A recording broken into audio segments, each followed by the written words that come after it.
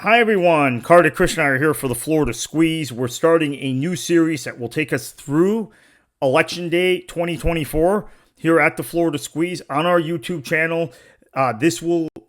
We will produce videos periodically, at least once a week, and generally in the middle of the week.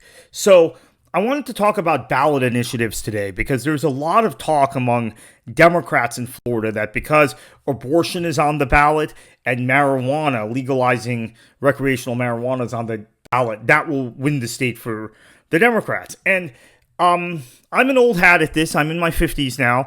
I first got involved in my teens, so I've been doing this for a long time and used to have preconceived notions that I have corrected with time.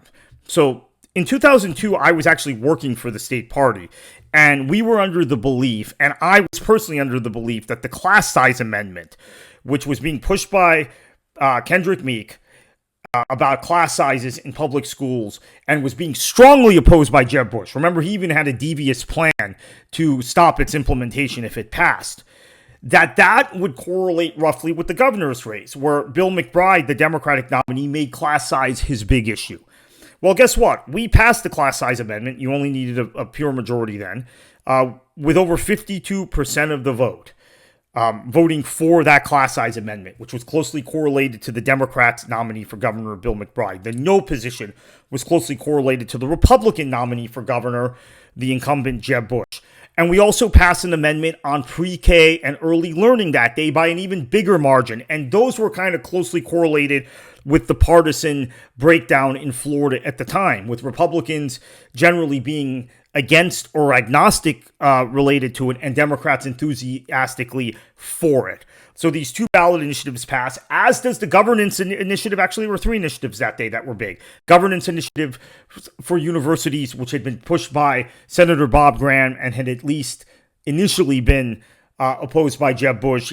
Once he realized how popular it was going to be, he backed off. So November 5th, 2002, three education-related ballot initiatives backed by Democrats and Democratic interests pass against the will of Jeb Bush and the Republicans. Guess what? Very same day, Jeb Bush gets 56% of the vote, crushes Bill McBride, who had made his major platform item, his number one issue, his biggest talking point, over class size.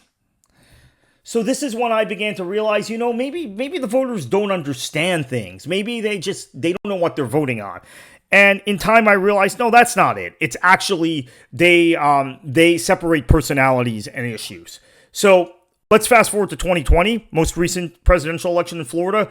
Minimum wage, Florida Amendment 2, backed by John Morgan, backed by other Democratic interests, closely correlated with Democratic talking points across the country, closely correlated with the wills of the unions around the country.